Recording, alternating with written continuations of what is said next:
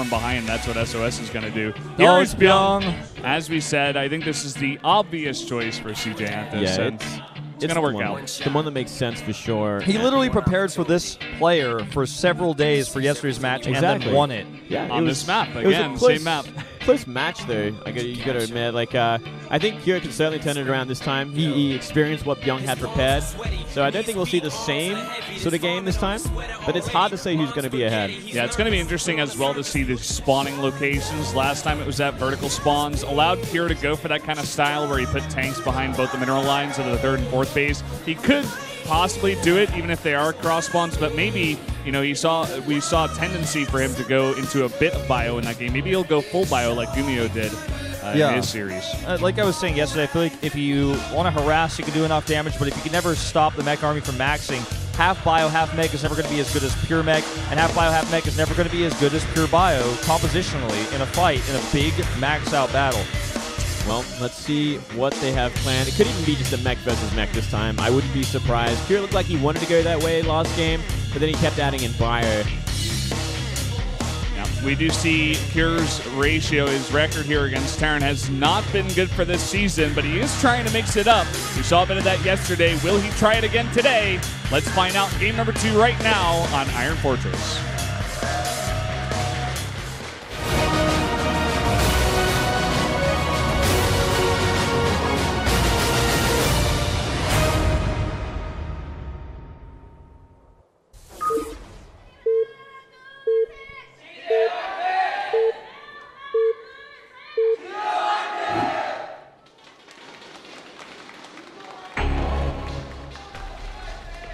Up here in the top right, in the yellow for CJ Anthus, the Terran player, it is Byung. Unimpressed. Unimpressed indeed. He already defeated his opponent yesterday. It is Cure for JNR Greenwings. Cross spawns on the opposite side of the map. It's a big, juicy map indeed. Mech would take a long time to get across the map. Both players want to go for it. We could see a long game. That we could. And I think that's Cure's best bet today, is to actually try to defeat Byung with mech. Could be. Definitely could be. My face when Rogue Banling bombed hero. I like it. Yeah. That's good. That was my face too. But yeah, in that last game, Byung was eventually able to sustain the damage for long enough where he was able to go for that mech push when they were at vertical spawns. It's not going to be nearly as easy when they are this far apart. So I actually do favor these positions for Kira this time around. And after getting the confidence from winning that first win so easily, I wouldn't be surprised if he has a decent chance in this one. Yeah, it's kind of like a nice warm-up game to start things off. And, you know, Bio wouldn't do too bad in these positions too, because you have more maneuverability. You don't have to worry about a vertical sort of push. It does make a lot of sense. We do have a gas first here for Byung, and Kira is going to take his gas on normal timing. Very similar to what we saw yesterday in differing build orders. Let's see if he actually commits to Banshee Cloak, because yesterday we saw a bit of a fake, you know. He showed it as much as he could, then actually just went for a quick Raven. Yeah. We also saw 3 Reapers out of Cure, and didn't even try to bunch them up, didn't want to snipe any Marines, no fighting. He was essentially just sending in one by one to go scout. But this time around, it's going to be a Marine to start things off. Yeah, keep in mind also, yesterday we saw really cool vision control at vertical spawns from Cure. He always had Marines in every single different pathway. Marines or Reapers, always having vision of where Byung might drop, where he might do a Hellion run by with his mech.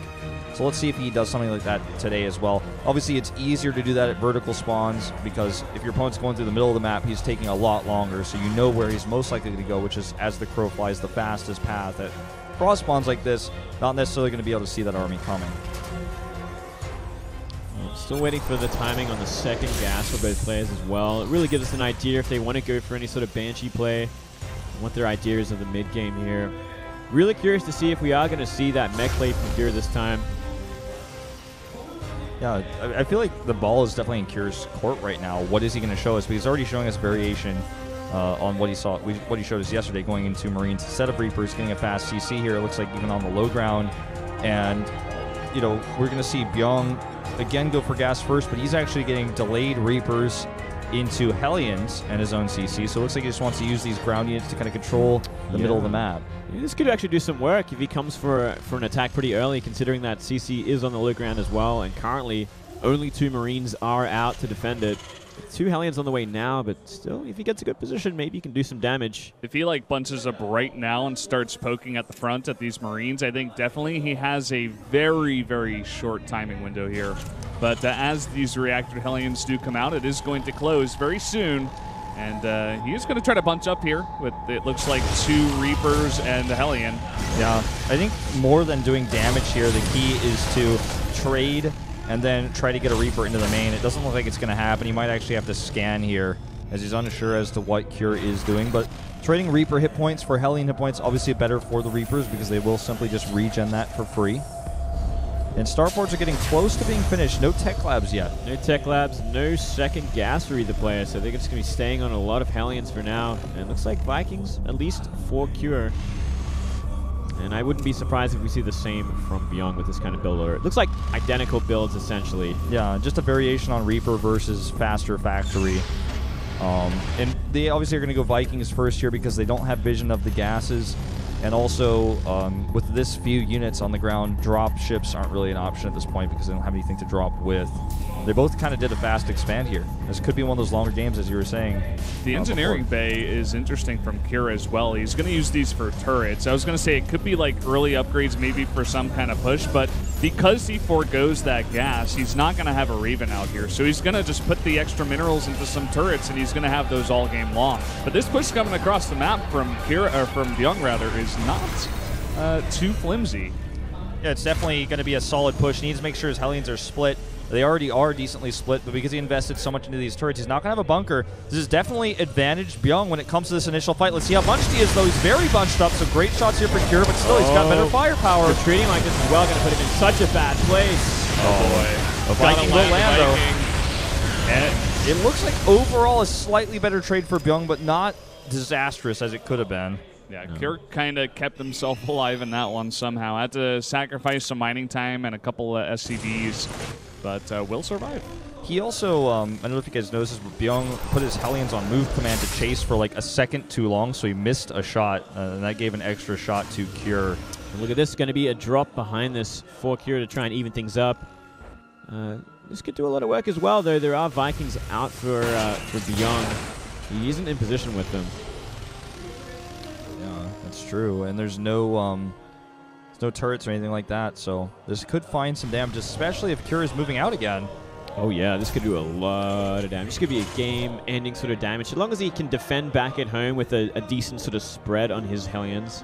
And you know what's funny is that Hellion that's about to get added to the dropship, that 4th Hellion, should have been on the watchtower, and because it's not, he doesn't see this coming, he doesn't make bunkers, and this is going to be so much damage, as you said, and there's a Raven and Viking waiting for the drop. Here we go! Oh boy, gonna line him up. He's got so many extra Hellions here. Kira doing a decent job not lining his Hellions up though, and he's gonna pull the SCVs once again. And with the Viking, he may be able to hold this one, but now it's only the Viking. He's gotta get that repair down. Oh, he's losing so many SCVs at the same time. Looks like it is gonna force a retreat. The Viking will go down. Oh Meanwhile, my a lot God. of SCV damage. I don't know how he sneaked in here. 13 kills and maybe even some more. 16. This should not have happened. He was microing too much at the attack. Yeah, he had nothing back at home to defend against this, so it was pretty much free range attacking the mineral line there. And there just wasn't enough of a trade back at that natural. So really nice advantage for Cure in terms of SCV damage. I think that Cure actually, with this harassment, is massively ahead, almost so much so that Byung needs to do a follow-up attack. You might want to just repair or bring some SCVs and do an attack, or maybe go for a drop. He's getting Blue Flame, which is something that Cure is also getting.